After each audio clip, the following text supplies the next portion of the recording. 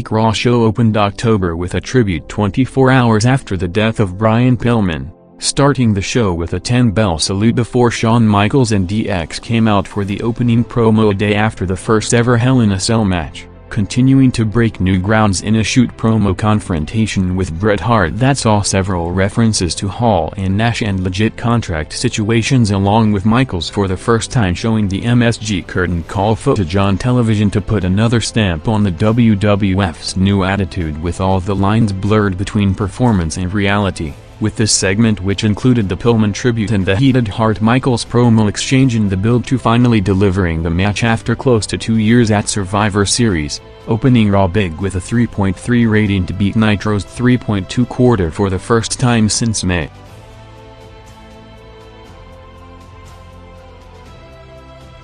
With Raw on its strongest run of numbers to date in the Monday Night Tour since the night after Survivor Series, with the company doing everything possible to ride the massive interest wave by building most of the TV program around Michaels and McMahon's response to the Montreal incident, with Bret yet to make his WCW debut. Raw continued its strong streak on December 8th to remain above the 3 rating range on the back of a second hour built around the top 2 programs, with a main event confrontation involving Austin, Rocky and McMahon, along with a DX strip poker game going over 3 quarters from 10 p.m., jumping big with a full rating point increase from a 2.4 at the start of the game to a 3.4 rating by the finish, featuring the TV return of Owen Hart in his first Raw appearance since Survivor Series to continue to build on the Michaels vs. Hart intrigue, with Owen the only Hart Foundation member left in the company.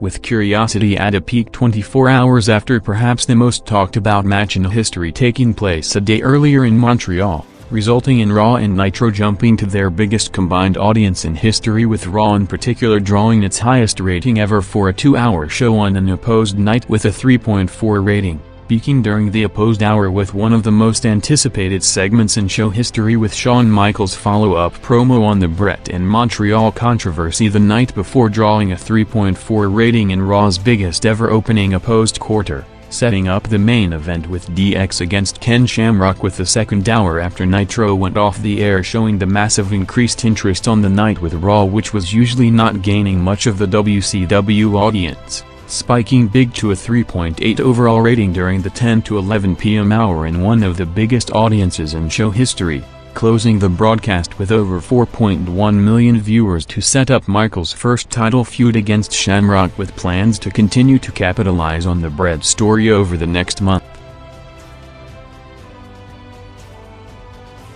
Shawn Michaels opened Raw in the first week of the new Monday Night Tour's format, with the company set to have the second hour unopposed to potentially draw boosted numbers to close the gap, with Michaels, after peaking Raw last Monday with a big spike for his heel turn promo, continuing to establish his new role as the WWF's version of Hall and Nash as a loose cannon playing off his real personality, opening the broadcast with a 2.6 rating to hype the reveal of an insurance policy while setting up his TV return match against Mankind almost 2 hours later, with Michaels vs. Foley and Michaels' first match back in over 2 months going 11 minutes in the main event in a rematch of their memorable pay-per-view match last year, seeing the insurance policy being revealed as the returning recruit, along with Triple H and Chyna coming out midway through the match, and the first hint of DX to peak the night with a 3.6 rating, with Raw overall up significantly on the back of the second hour increase to enter back into the 3 rating range.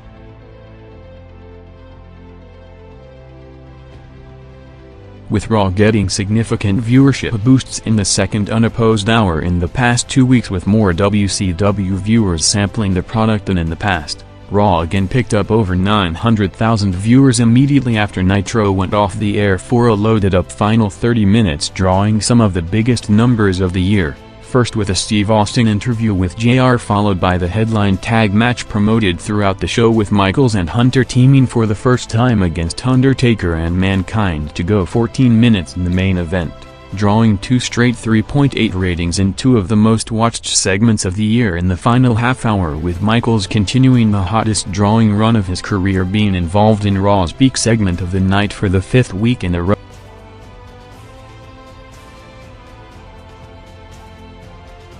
The Bret Hart vs. Shawn Michaels feud continued to make headlines on and off screen, with all the lines blurred between worked angles and reality. May 19 saw things taken to the next level, with Michaels after heating up since returning to the back last Monday to hear that his super kick to Bret ended up off the air, setting up his shoot response on the night with him claiming that Bret was having sunny days lately in a passing comment that escalated the legit heat between them to new heights, with the May 19 Raw in the fourth straight unopposed Monday drawing the biggest audience yet with a year-high 3.6 rating. Peaking for the talked about Hart and Michaels promo exchange at the top of the hour quarter with another strong 3.9 rating, closing out Raw's most watched month of the year by a wide margin heading into the first competitive week in over a month with strong momentum.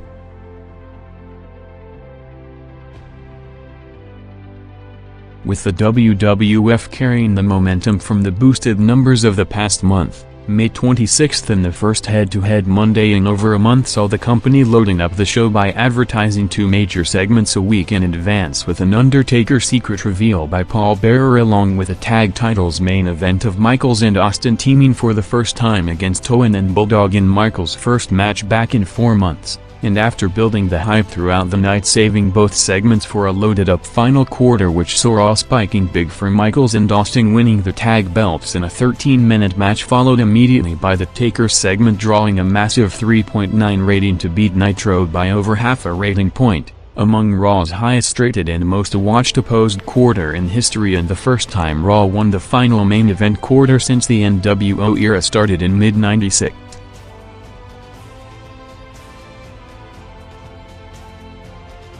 With Raw drawing back-to-back year-high 3.4 ratings in its 2 unopposed weeks built around the Hart Foundation vs. Austin and Michaels and multiple segments all over the programs, May 12 saw a different pattern, with Raw while dropping slightly in the overall number to a 3.2 rating, peaking higher than any segment in the previous 2 weeks, driven by strong build-up to a promoted Bret Hart-Shawn Michaels confrontation in the final quarter, with the full Hart Foundation coming out for the final segment, followed by Bret sending them back to call out Michaels to leave Hart and Michaels alone in the ring, seeing the segment with Bret cutting a promo on Michaels on a wheelchair before laying him out with a super kick seconds after Raw went off the air, legitimately stirring things up between Shawn and Bret, with Michaels hearing that Raw went off the air before the planned finish thinking that Bret sabotaged him on purpose, gaining over 800,000 viewers to the 4 million viewers range in the most watched segment on WWF TV in over a year.